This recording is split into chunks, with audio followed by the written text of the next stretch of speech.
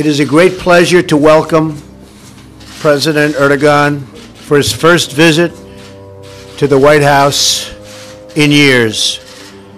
The American and Turkish peoples have been friends and allies for many, many decades.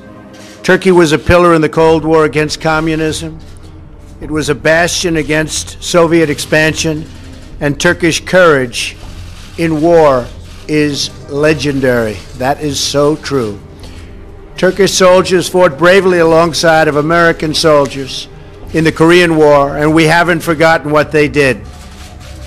In some ways, when we looked at their great bravery in the fight of Korea and in Korea, it was just something that our soldiers and our great generals still remember.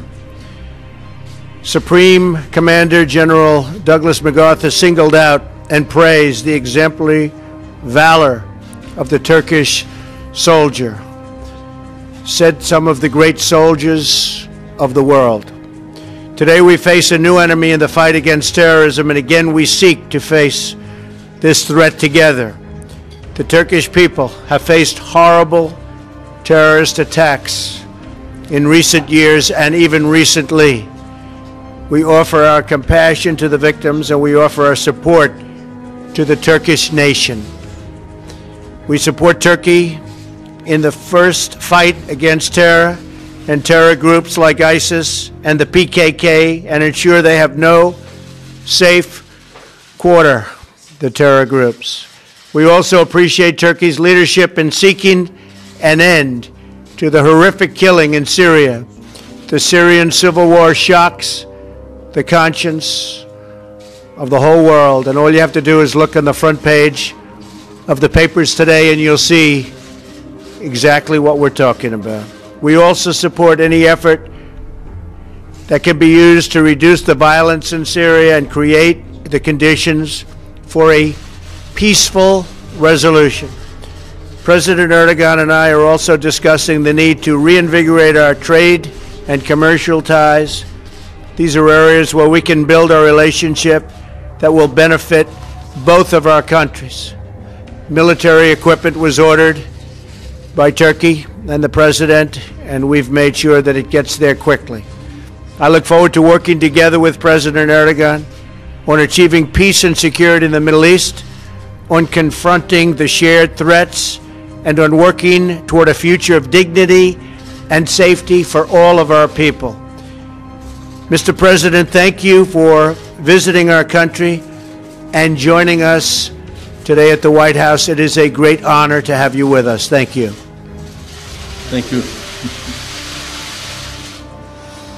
Sayın Başkan, değerli dostum, değerli basın mensupları, sizleri en kalbi duygularımla, saygıyla selamlıyorum.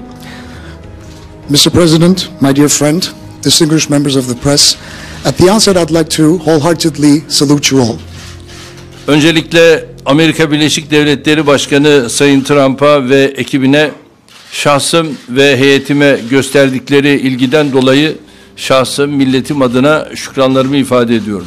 And I would like to take this August opportunity to thank President Trump and his team for the generous hospitality they have shown us upon arrival, not only to my personal self, but to the entire members of my delegation on behalf of the entire Turkish nation. Thank you, Mr. President.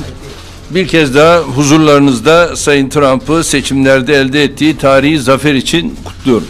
And once again, in your presence, I would like to congratulate President Trump for the legendary triumph that he has garnered in the aftermath of the elections.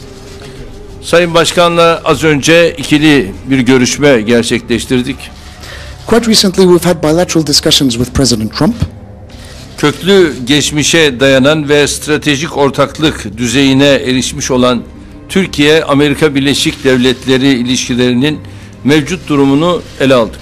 And we've had the opportunity to focus on the outstanding relations between Turkey and the United States that date back a long time in history, which are very well rooted and which are quite happily reached a level of strategic partnership. Türkiye ile Amerika arasındaki bağlar demokratik değerler ve müşterek menfaatler temelinde gelişmiştir. The relations between Turkey and the United States have been erected upon common democratic values and common interests. Aramızdaki ilişkileri güçlü tutmamız, karşılıklı çıkarlarımız yanında küresel barış ve istikrar için de önemlidir. Keeping our outstanding relations stronger than ever will be very important not only for our common interests but also stability of the globe and peace around the world.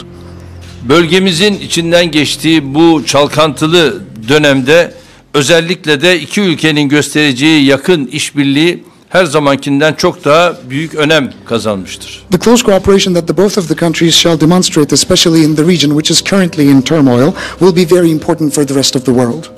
Esasen Amerika ile Birleşmiş Milletler, NATO ve G20 gibi kilit kuruluşlar içinde zaten yakın işbirliği içindeyiz. And primarily we are alongside by each other as Turkey and the United States under the roof of the United Nations, NATO and the G20. Önümüzdeki süreçte bu platformlar başta olmak üzere her alanda diyalog ve dayanışmamızı daha da artırmanın kararındayız. We have been enjoying a close cooperation in all of these platforms, in all of these fora around the world, and in the future to come, we are going to focus on making sure that we're going to expand our close cooperation and build on the outstanding dialogue that we enjoy. Doğrusu ben bu ziyaretimizi bu bakımdan tarihi bir dönüm noktası teşkil edeceğine inanıyorum. We are determined to expand our relations, and I believe my current official visit to the United States will mark a historical turn of tide. Gerek ikili görüşmemiz, gerek biraz sonra yapacağımız heyetler arası görüşmenin geleceğimize yönelik çok daha büyük kazanımlar elde edeceğimize fırsat tanıyacağına inanıyorum. Whether it be throughout our bilateral discussions, whether it be the discussions that we shall have between the delegations, I think we are going to enjoy some further gains in terms of the future of our relations. Ekonomi, ticaret, yatırım, enerji ve savunma sanayi alanlarında işbirliğimizi artırma konusunda hemfikiriz. We seem to agree on expanding our relations in the field of economy, trade, reciprocal investments, energy and defense industry. DAEŞ başta olmak üzere bölgemizdeki tüm terör örgütlerine karşı müşterek bir dayanışma ortaya koymamız büyük önem ifade etmektedir. It is going to be very important for us to forge a close solidarity and cooperation in the field of fighting terrorism, primarily with Daesh and all the other terrorist organizations in the region. Ortak geleceğimizi tehdit eden terör örgütlerine karşı ayrım yapmadan mücadele etmekte kararlıyız. And we are committed to fighting all forms of terrorism without any discrimination whatsoever that impose a clear and a present threat upon our future. Bölgemizin geleceğinde terör örgütlerine yer yoktur. There is no place for the terrorist organizations in the future of our region. Özellikle YPG, PYD terör örgütünün hangi ülke tarafından olursa olsun muhatap olarak alınması bu konuda küresel düzeyde varılan mutabakata kesinlikle uygun değildir. Taking YPG and PYD in the region, taking them into consideration in the region will never be accepted, and it is going to be against a global agreement that we have reached. Aynı şekilde terör örgütlerinin faaliyetlerini bahane ederek bölgenin inanç ve etnik yapısını değiştirmek isteyenlere de izin vermemeliyiz. And we should never allow those groups to manipulate the religious structure and the ethnic structure of the region, making terrorism as a pretext or an excuse. Suriye, Irak, Yemen ve Libya'daki kaosu fırsata çevirmek isteyenler eninde sonunda kaybedeceklerdir. Those who are willing to turn the chaos in Syria, Iraq, Yemen and Libya are bound to lose eventually. İki müttefikin dayanışma ve yakın işbirliği eli kanlı cinayet şebekelerini bertaraf etmek için kafidir. They will never be able to turn that chaos in that part of the world into an opportunity, and the terrorist organizations with blood in their hands are bound to fail. Daha önce de ifade ettiğim gibi Sayın Başkan'a 15 Temmuz darbe girişiminin faili FETÖ terör örgütü konusundaki beklentilerimizi de açıkça ifade edeceğim. And as I have previously done so, I have been very frankly communicating our expectations with regard to the Fethullahist terrorist organization, which we have notified our friends of their involvement in the failed coup of July the 15th in Turkey. Suriye ve Irak'ta atabileceğimiz ortak adımları değerlendirdik. And we have taken into consideration the joint steps that we can take forward in Syria and Iraq. Tabii Sayın Trump'ın seçim zaferi Türkiye'nin de içinde bulunduğu bölgede yeni beklentilerin doğmasına, umutların filizlenmesine yol açmıştır. Of course, President Trump's recent election victory has led to the awakening of a new set of aspirations and expectations and hopes in our region. Biz yeni ABD yönetiminin bu umutları boşa çıkarmayacağına inanıyoruz. And we know that by the help of the new U.S. administration, these hopes will not be lost in vain. Bilhassa Suriye rejiminin son kimyasal saldırısı sonrası takınılan kararlı tutumu oldukça yerinde buluyoruz. And we find that it was the most necessary answer to be given to the Syrian regime, especially in the aftermath of the recent chemical attacks that took place. Terör örgütleriyle ilkeli ve kararlı mücadele konusunda geçmişte yaşanan hataları telafi edecek adımların devamının geleceğini ümit ediyoruz. And we know that in terms of keeping up with the principle and committed fight against the terrorist organizations all around the world, we will not repeat the mistakes of the past and we will continue down this path together. Bölgesel istikrar ve güvenliğin temininde Türkiye-Amerika Birleşik Devletleri işbirliği çok önemlidir. In the restoration and the establishment of stability and security of the region in question, the alliance and the partnership and cooperation between the United States and Turkey is of vital importance. Sayın Trump ile istişarelerimizi yoğunlaştırma, işbirliğimizi bundan sonra da kararlı bir şekilde devam ettirmenin inanıyorum ki kararlılığı içindeyiz. I hope and pray that both of us will be committed to expanding further our cooperation in the future, along with consulting each other more frequently.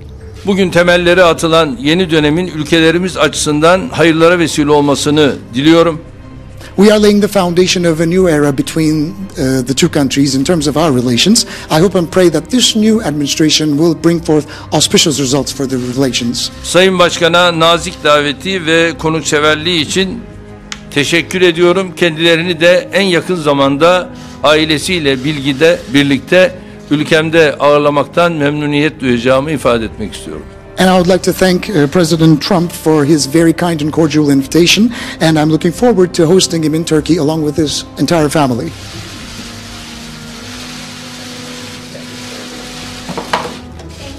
Thank you all very much. Appreciate it.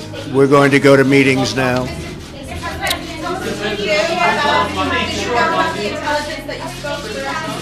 Well, we had a very, very successful meeting with the foreign minister of Russia. Our fight is against ISIS. As General McMaster said, I thought he said, and I know he feels, that we had actually a great meeting with the foreign ministers. So we're going to have a lot of great success over the next coming years, and we want to get as many to help fight terrorism as possible. And that's one of the beautiful things that's happening with Turkey.